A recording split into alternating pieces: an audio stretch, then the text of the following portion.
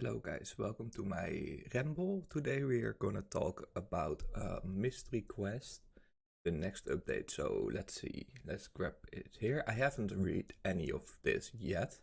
So it's about the 17th of November. I will leave the link, of course, in the description. Thank you very much for tuning in. Let's see. So basically last time that we did a Ramble, we talked a little bit about it and about the quest and whatnot, but I talked a little bit more about it and maybe I have some new ideas, maybe not.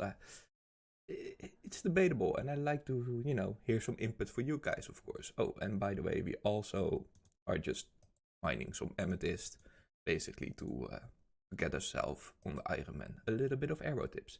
Anyway, we like to thank you for the Phantom Boss reward. Okay, yeah, so I like this idea that it is a boss that isn't too difficult. I hear it was somewhere equal, and I don't know whether this is true or not, but somewhere equal towards Forget in difficulty, and in the quest itself, even lower requirement, just as Forget did.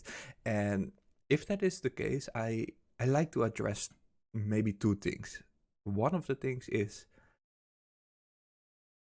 I like the fact that a boss is somewhat, let's say, easy in a quest.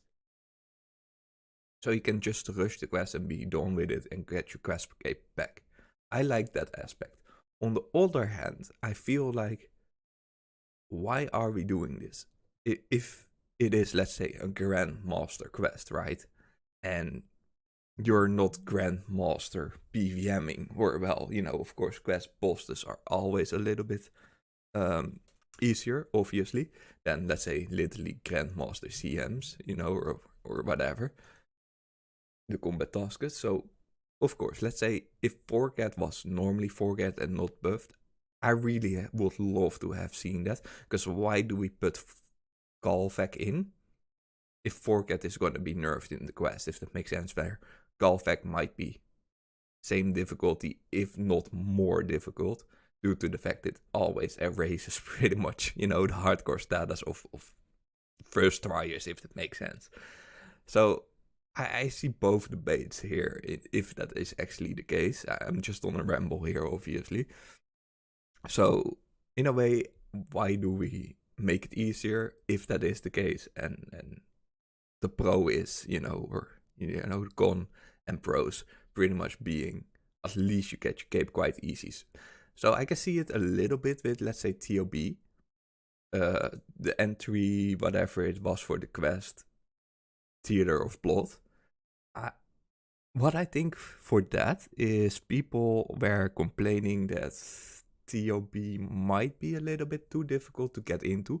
So they locked it behind the quest, let's say, to learn, hiccups, entry mode. But it didn't really pay out that good. People still didn't really go into normal TOB.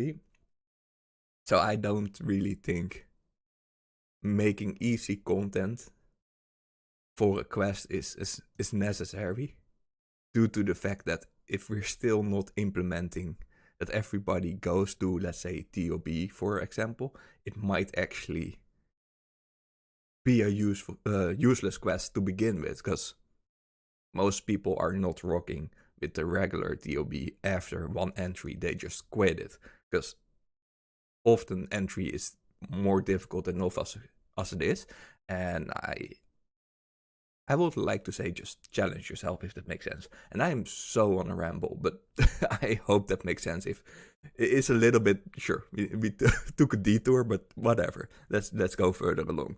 First of all, we'd like to thank you. Our feedback is handled. Yeah, no one cares. It's all good. Let's see. Twofold issue. One hand, we are a poor job of setting the scene of Phantom Boss and accepted difficulty. Okay.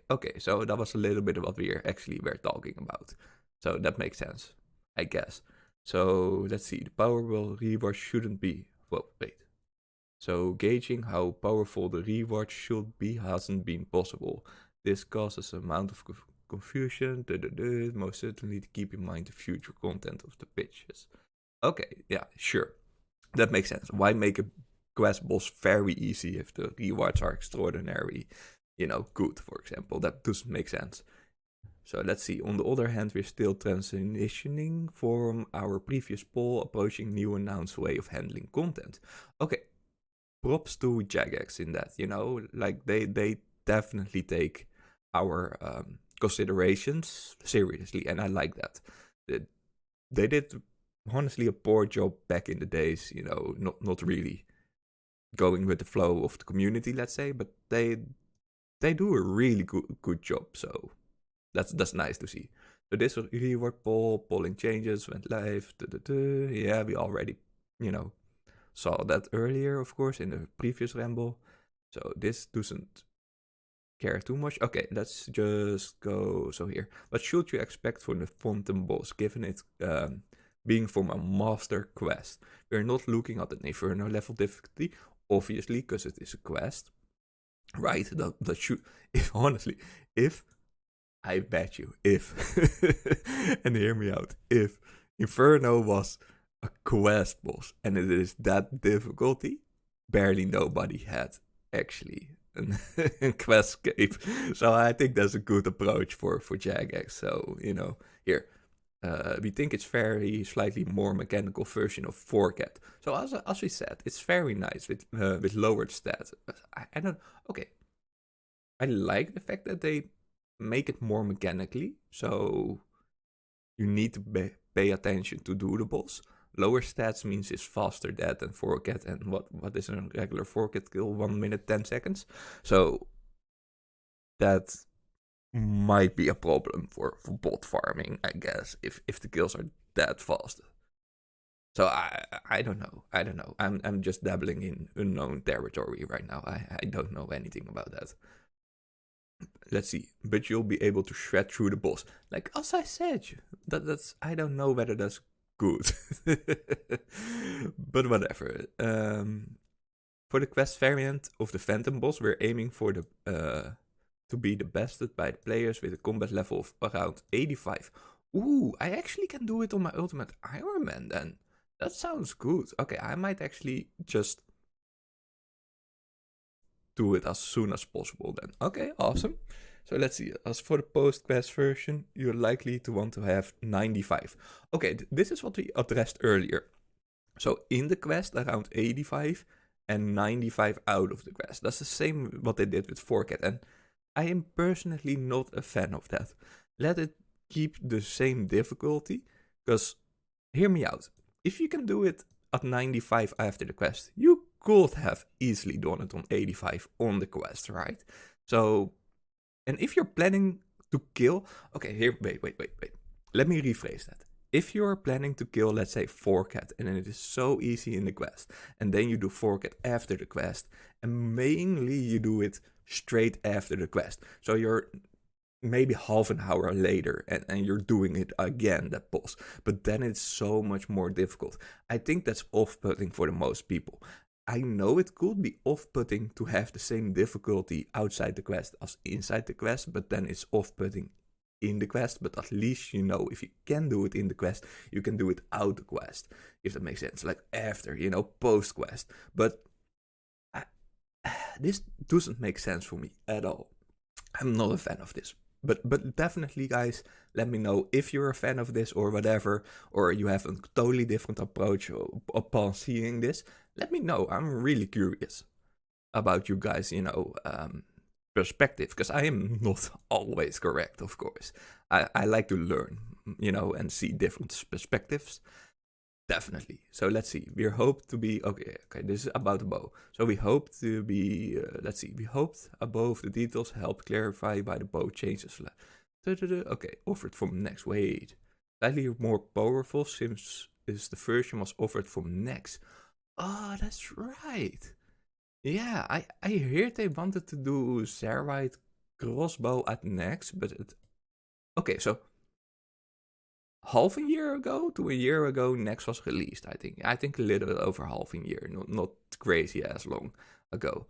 And we thought Zerite crossbow was too overpowered. So if the bloodletter bow is precisely the same, but now in an even more easy to kill boss than Nex, because honestly, do a duo Nex, it's not easy. It's not difficult either, but it's definitely not easy. Mechanically quite easy, of course, next, but you need to sustain at least 6 minutes to 10 minutes, depending on your gear, in a duo trio. So that's not forget level. So if we thought the Zerite crossbow was too overpowered to getting it from next, why the heck do we want to implement the bloodletter bow in a forget boss? I don't see the logic in that at all. But anyway, okay. So we're not looking to introduce unnecessary power creep. Yep, unnecessary power creep. Okay, that's good. From what we will able to receive accessible and farmable boss. Yeah, that will be strange. If you hit up the power creep and you get an insane bow, let's say Bova form forget, that wouldn't make sense, if that makes sense, you know? Because you farm it so easy. I think if you speedrun the shit out of it, let's say, you can do 55 forecast skills an hour, give or take. So that's every 3 hours and Bova, let's say. That wouldn't make sense. No. Okay, so I hope the bow, and in the previous Ramble I thought actually the bow was in some cases not as strong, so therefore that would make sense. And a lot of people say it's super strong, but we will talk about this a little bit later. So the bow is not meant to be competing with, let's say, the T-bow or the Zerite crossbow. That's good, because Bova is outperforming a twisted bow in certain places. A Zerite crossbow is outperforming only in a couple of places as well than a T-bow. So imagine now having another best slot. That wouldn't be nice, not at all. So it's just a niche item, they say. So that's good. That hit multiple targets accurately. So the thing with multiple hits, and I don't know per se how they want to implement it, but I would love to see, let's say, a 3 or 4 tick. I think it's actually a 4 tick, so that should be alright. I don't mind a 4 tick. But I wouldn't like it to be high hitting. I'd rather have it extremely accurate and maybe having a max hit of 15. Because a max hit of 15 on 3 monsters is still a 45. So that's basically what a tentacle whip hits. But you're hitting it on different, monsters. So let's see. So whilst offering a different approach from Chimchumpas, we hope to find to be really fun weapon to use. I might can see the allure, let's say, in Nylos for TOB. I don't know if it can replace Chinchompas due to the fact that Chinchompas has such a high reach and due to the fact that it's always like a 10 HP from the spiders anyway. It's pretty much always a good weapon to use. So I don't know whether this is cool to be replaced, but I like to see something like that. I don't know. Okay, so what I am thinking as well is how would it actually register where it's gonna hit? But we will look into that a little bit later on. So aside from the perceived power level of the bow, we like to touch back on the wider bow though. Point many of you guys raised. Okay, so I honestly, melee, range, and mage lately have been, getting quite some good things. We got what is it? The staff. We got armor from range. So all across we got a fang. All across we really get a lot of different variety. So just an extra bow doesn't feel like the end of the world, if that makes sense. So let's see. Well, we feel like a bow is better suited to this specific content. We understand it doesn't feel like overly community centric for us to wait. How the heck do you pronounce it? Dictating. I read something very wrong there. I don't know what I read, but that was not dictating in my head. Dyslexic. Sorry guys, dyslexic. As a result, we're going to be offering a variant of alternate range options for you to choose from. Let's see in the few poll questions. Let us know what you like to see. Okay, so the Soul Blight Scepter. I like this aspect. But I think it's more a PK weapon overall than a PVM weapon. But that doesn't matter too much. So let's say if you're...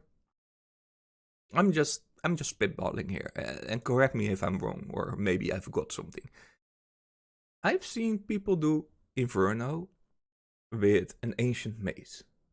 Or, well, sorry, Ancient Mace. I did not mean Ancient Mace. Ancient Staff. So if this is basically an upgraded stave, that will be very nice, especially for pures. So I can see this having the only really good case might be either Slayer, Dust Devils, something like that, or having a good pure that want to have an Inferno cape for risk fight or whatever. So that sounds actually very viable, if that makes sense. So let's see. Many of the comments we have surrounded the scepter we have effect seem too weak and almost pointless to be offered. Again, okay, that's odd, because why would a +5 magic strength bonus be useless? Okay, we hope to explain this reason for not making it too strong, whilst increasing the effect of magic's 10% not seem powerful of its own is important to remember it's 50... Yeah, so exactly. Like, 10% magic is still very high. And then 5% strength upon it, that's a max hit. But Ancients is 9/9. So that's like 9 max hits? How could people not say that's strong? That's not strong. That's ridiculously strong. Sure, you won't barely hit the 9/9s, but still, that sounds overpowered in my opinion. Sure, it's not a Kodai, obviously, but still, it's an upgrade from the stave. So it's an... Wait. Is it the best slot? Wait, let me read this. This makes a direct upgrade from the Ancient Staff and the new best slot magic weapon autocasting Ancients before obtaining Kodai, or exactly what I was saying. Exactly. Like we get an extra hit times 9 enemies, because I think Barrage is 9/9. I could be wrong. If it's 6/6, it's +6. Pretty much, Anyway, doesn't matter. It's overpowered. There's no question about it. Depending on the content you do, obviously. So it might be niche overpowered, if that makes sense. Should we be passed, it's important that it isn't really the last thing you heard about the Soul Scepter. We know we're being overly elusive with this one. We are almost sharing during the... Okay, cool. So we might hear more about it.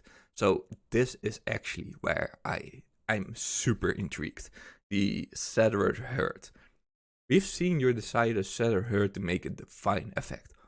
Honestly, guys, if this actually implements, and wait, I will quickly actually go towards what is it? I think I have actually it on boss log. Isn't it boss log? Yeah. No, okay. I have no idea where to check it, but what I wanted to say is, let me get back to the website. So what I wanted to say is my Ironman does not have a hurt, and I think I killed close to 300 or even over 300 of those bigger and better bosses, if that makes sense. So I'm definitely over drop rate. I think I'm close to 24 million Slayer, if I'm correct. So yeah, that's a little bit shabby for Ironman, but honestly, the divine effect on the hurt, it's so strong. It's so strong. And I can see it being used at chambers to pre-pot.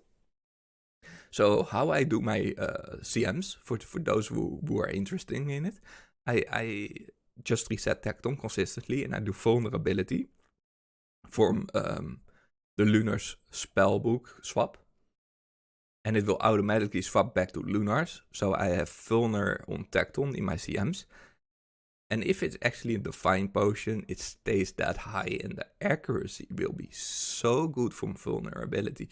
And then into the Vengeance, if that makes sense for Tecton. I see some real potential there to actually hit the Warhammer is more consistent, as long as the Vulner is more consistent.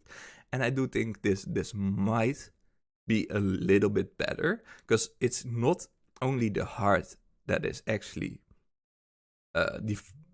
getting a define, but it is the upgraded heart. So I assume if we are going to 100 and let's say 12 or something in Magic, oh my god, that's gonna be so overpowered. That is just ridiculously overpowered. So while we prefer to come to the other okay, so they initially wanted to do it on different content. That could be the case, sure. But honestly, I think that they placed it right. I think the community was right. Just make the heart, not the normal heart, but the upgraded heart actually divine. And I think the reason why this is so important is the fact that a lot of people would want to have a divine heart.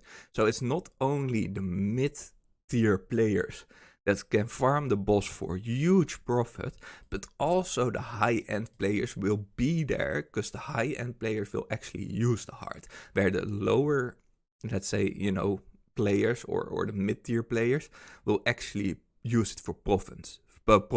So therefore I see the allure of everybody enjoying this content, if that makes sense.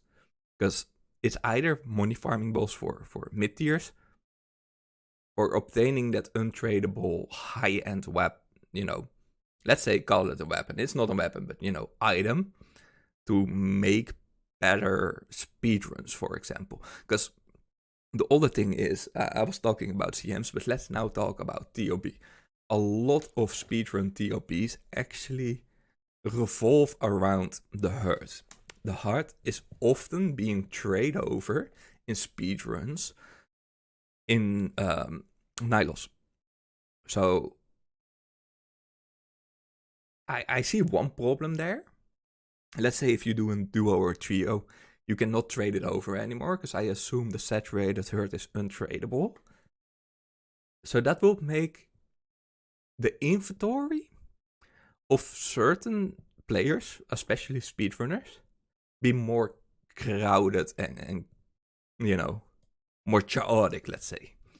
Due to the fact that instead of one person bringing it, defining it, trading it over, buffing it, trading it back to set player, right? Now everybody, I think, due to the fact it's untradeable, I assume it's untradeable, would make, let's say in a trio, that you need to bring 3 hearts instead of 1. So that means there is 2 more inventory being wasted. But I really think the Divine can make up for this, due to the fact that your magic stays 112, if I'm correct, and that would be huge. That would be so overpowered. Okay, I like that. I really like that if it's 112. So let's see, we're offering additional poll. So we like to cover it now. Helpful to raise, please. We know, leaving by feedback. Yeah, okay, whatever. So let's see. Thanks for all the feedback. First up, Setter Heart Magic Brews offering the same buff, which doesn't make the whole lot of sense. Yeah, okay, that's strange. That's really strange. Magic Brews, if you can make it defined and it's the same as the heart, why the heck would we, let's say, pay 60 mil for a heart, or maybe 10k for, a brew, and you can sip it 4 times? That's so ridiculously cheap. Consider the heart is already, I think, between 20 and 40 in the last year mil. So yeah, that does not make sense. Okay, yeah. So we reduce the effect of magic. Oh, okay. To 3 plus 8 to the player's magic down to, okay. Yeah, here I see a problem. The problem is, how many new pots do we have? We have literally potions from TOB that I don't even know how to make. I have the ingredients from TOB. The potion seems insignificant, so who cares? Then we have the next potions, the new potions from next. Pretty damn useless anyway as well, so why use them? Now we have a new set of brew that is gonna be debuffed because it would otherwise be the same as an heart. So with other words, it's gonna be useless once more.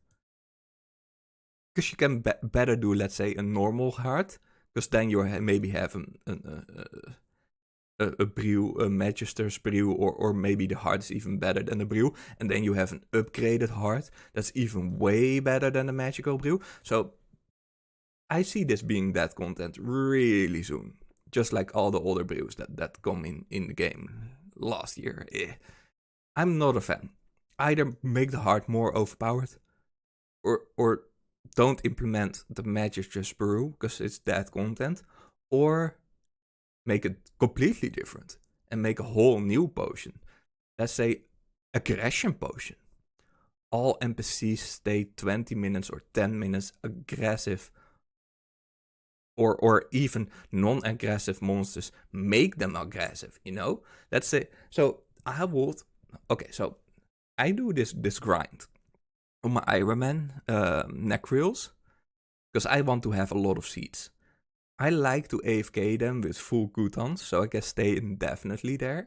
But they're non-aggressive, so every 10 seconds or something I have to click on them while I'm doing on my other account something else. So that's really frustrating. So why not make aggression brew? Boom. Aggression brew. Sip it once, be for like 10 minutes. Every monster that you run through is gonna be aggressive towards you. Hell yeah, I will see that. I will see that. That's way better than this BS. Because we have an heart, we have an upgraded heart, we already have magic defined. So who cares about the Magister's Brew?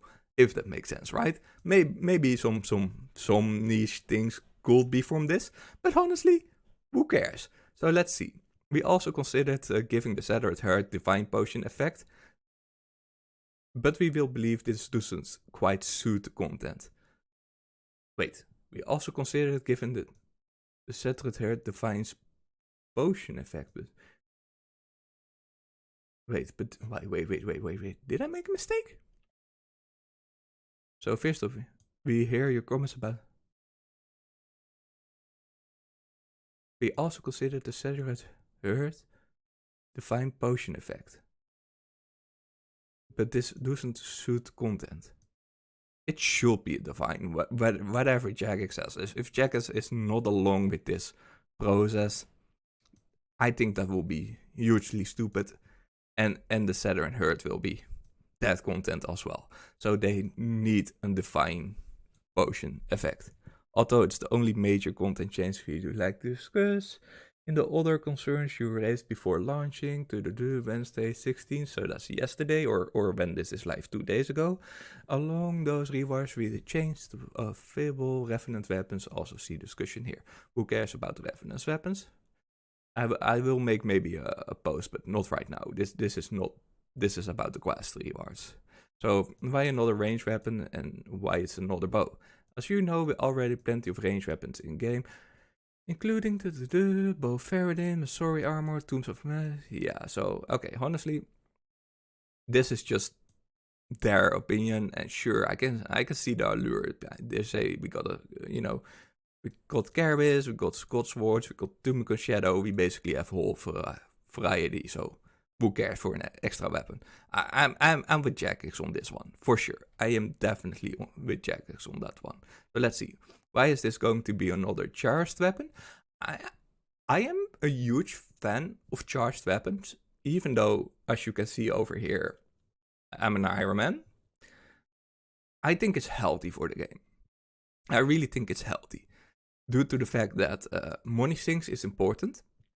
So if the charges are tradable, I think Jagex made a right decision. If the charges are untradable for whatever reason, that will be stupid. That will be seriously stupid.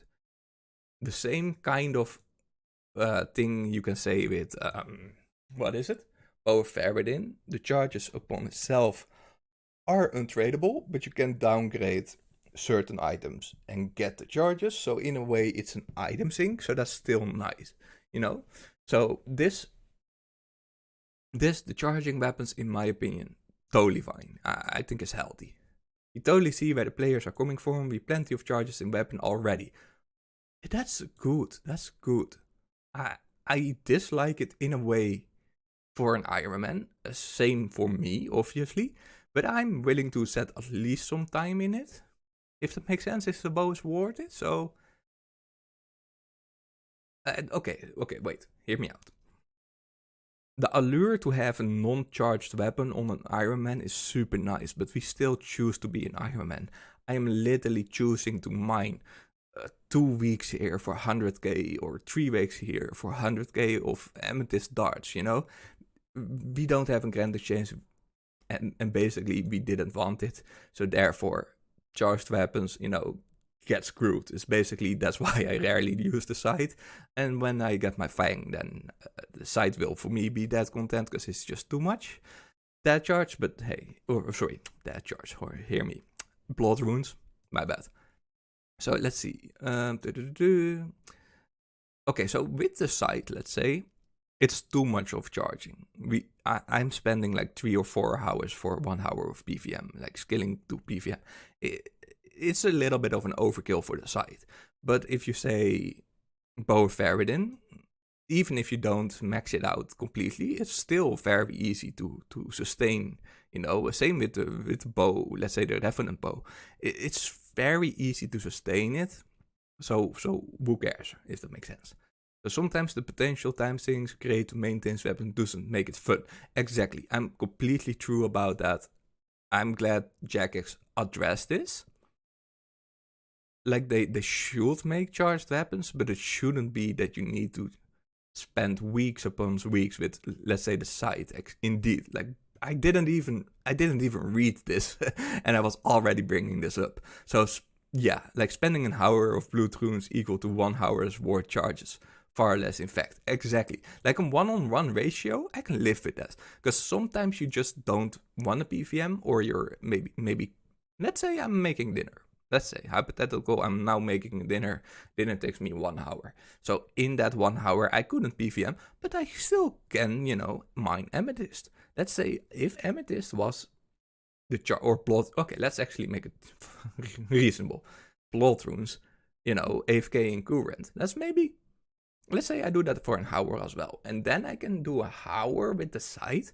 That would be amazing.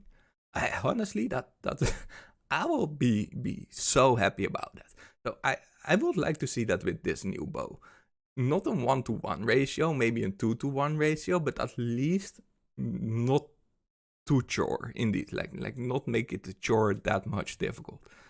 So let's say, but yeah, Bow of Faradin is kind of strange. You can, in my opinion, Bow of Faradin shouldn't have been maybe once a 2000 fee and then never again.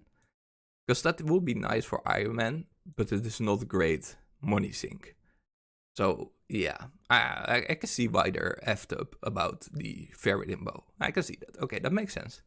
So let's see, we hit the sweet spot between the tedious grind and I forgot even to charge it. Yes, good. I'm glad that Jagex addresses this and notices this and therefore wants to do it different. So let's see, for the bow in particular, we feel like it's only fair to maintain its charges access to super powerful weapon effect. Honestly, perfect in my opinion. Obviously, we don't want to compress the severely time spent to collect the charges. Yes, okay, sure. I'm totally fine with this. So let's see, how does the bloodletter bow bounce effect select targets? This way it will work to uniously bow section helpful if you shield your eyes, you don't blame you. Here's a quick summary. For the arrows, check the NPC are 3 tiles. The main target center tile, except the middle odd size NPC 3x3 or 5x5. Okay, so 2x2 or 4x4. The center is the northeast of the middle of the grid. If you wrote the numbers through the 16, 14, 14, one on top. Okay, I have no idea. Okay, I don't know what they precisely mean with this, but I already see a huge problem here. I mean, a real problem. Why northeast? Everything in this game is southeast. Oh, sorry, southwest. Monster NPCs bigger than 1x1 are initially on the southeast corner. Why the heck would you set this bow to northeast? That does not make sense. That does not make sense one bit. I see this weapon being very, very tedious to use effectively in certain situations. So let's say you do chat, like fire caves, you're speedrunning it. The southwest tile is extremely important there. So using this on a northeast basis to hit and walking to a southeast to safe spot, I think this is too tricky to use in speedrun. I don't say it's impossible, but I say it's unnecessarily difficult to maintain its relevant potential on a speedrun where safe spotting and walking and things like that are necessary to make the greatest potential time and PB in your journey. So yeah, I don't like that. Make it southwest. I think that has potentially better outcome due to the fact you already safe spot everything southwest. So if you want to hit something that it bounces southwest, makes it so much more potentially effective than this, like northeast. And I don't say make it hit 30s times 3, that because that's 90 and 4 game ticks. That no, make it at best 15. Max hit 15 times 3. Make it a 3 tick or a 4 tick. And I see some real potential. So if the arrow finds another NPC with range, it will double check that NPC's center tile. Exactly. So it wouldn't even reach. It wouldn't even reach or register, because southwest might actually not be reachable if northeast is the tile where it searched for. That makes no sense. That makes no sense. The main target center tile, that's the check passes. Okay, center tile. Now they're talking about center tile. Within 2 tiles of the main, of the main center. So, yeah, okay, still that doesn't make sense. That makes no sense. Chins are better. Chins are better than this bow for speedrun. I bet that. You know, I'm not a betting or gambling man, but but I see no potential for speedruns here. Or very slim. Maybe one boss. But I think chins will still be the way. You can recommend having a look at the diagrams further down, more visual sample of the mechanics. Once target is selected, how the damage rolled, the bloodletter and bounce effect. Assuming the conditions are met, you've bounced the arrow, the game performs accuracy roll, and your accuracy roll targets the defense for each bounce. Sure, okay, that's fine. Because if the monsters are different, yeah. Wait. Kriara. I instantly think about Kriara, Cold War Onions. You actually use your chin on the meleeer, because chins have no effect on Kriara. You will always pretty much hit a 0, because chins are pretty useless on Kriara. But you throw them on the meleeer, and it rolls on the melee defense, and therefore bounces a chin towards Kriara, and it hits. So this bow, let's say this bow, you will bring it to Kriara. You hit the meleeer, and it then bounces to Kriara. It will hit a 0. Unless the bow is ridiculously overpowered. But if the bow is ridiculously overpowered, it will one hit the minion, the melee minion, and then you're stuck with Kriara. So this is potentially worthless at Kriara, because chins roll better because they only roll on the defense of the set target that you hit. Therefore, the meleeer. So I don't think this bow is good.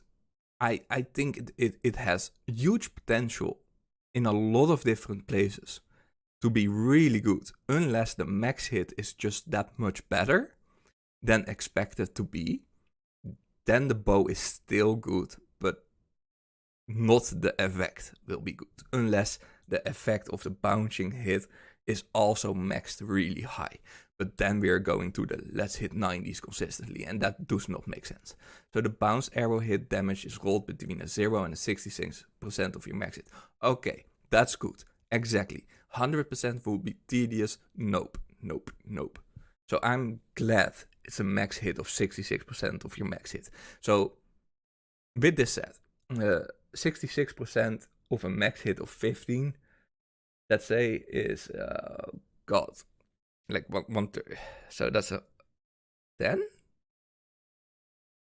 So that's on 2 monsters a 10. That makes 20 plus, let's say, 15. Yeah, that's 35. If your first max hit is a 10 or 15, I mean. Yeah. Okay. So maybe make it max hit 20. Because in most situations that this could have a potentially very good lasting effect. For example, is nibblers, jets, kind of those things, low effort Zulraan minions, everything with 10 HP. So make it a little bit over, maybe like a 12 mix hit or a 13 with a 20 of your main main target that you hit. So yeah, that I love that effect. Okay, that's good. 66. Sure. Let's see. First you hit the damage initial node, even the arrow as misses. On the first bounce, it will still aim to bounce the second time. Okay, that's good. I like that. That's, yeah. Nice. So, okay, they do it with a 40, but I think 40 is too high. 40 is too high. Yeah, like your second bounce is 26. So this is side. This is a side, guys. That's too strong. That's too strong. I don't think that's smart. Arrows bounce on target's hit, dealing 26 damage. So that's 26 times 2. Then plus 40, so that's 50. That's a 94 or something. 96. Like, no, wait. 94. That's 94. Jesus Christ. I don't know whether my math is correct, but it's in the 90s. That's better than a side. That does not make sense. That's so strong. That's so strong if you can hit consistently like that. Wow, that's OP. We've added more bloodletters, soulbearer, any new content is marked with an whatever star. So as you doubt, remember polls, not too important here from your feedback. Mysterious, yeah, I like the mysterious approach. It's kind of fun. It feels like being back in 2005, where you just wake up, and I said this last time as well. You just wake up and something is there. You had no idea that it was implemented. Jackers just did it, and I kind of see somewhat of the allure, the nostalgic allure, let's say. So yeah, and a new quest, I assume. So that's good. Even smaller favor. So means you can more say type a reward of okay. So the Phantom Essence, the Strain Magic, when the Phantom is defeated, use to upgrade items. Okay, sure. It's just fine. Nothing to really say about that, if that makes sense. So bloodletter, shard, and bow. I think we already kind of discussed it. 80 range. I'm totally down with that. T-bow kind of level. Sure. Cool thing about the bow is that it can hit the tree. Okay, so we basically already had this in the previous Ramble a little bit. 66%. So that's good. Old school. Wait. Oh, dealing 66. 30. Oh, wait a minute. Remember that the numbers in old school almost always rounds down, meaning if you hit a 30 on your initial target, bounce will deal 90, 60% of 30 is 19.8 round down. Okay, sure.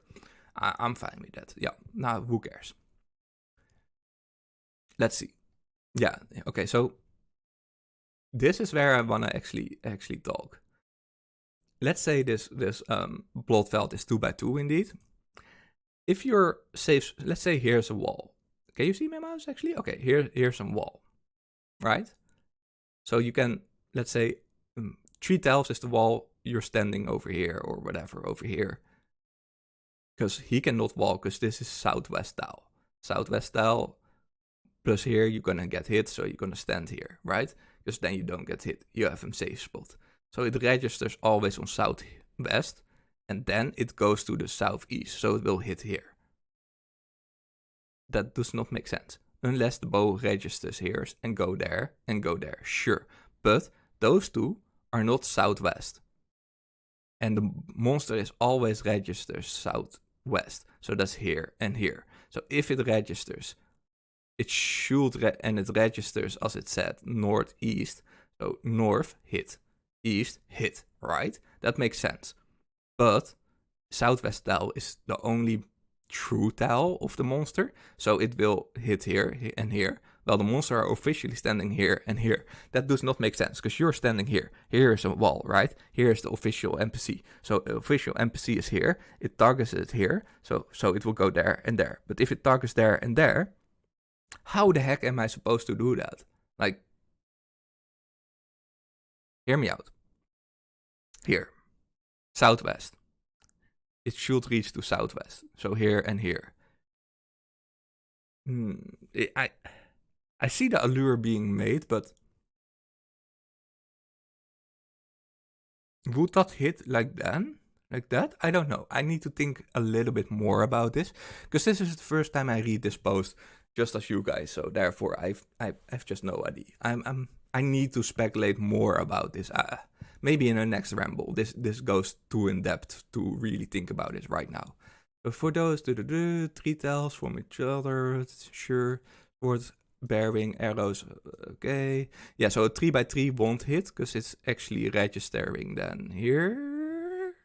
And then, yeah, okay, that makes sense. So a 3x3, it won't hit. Sure, okay.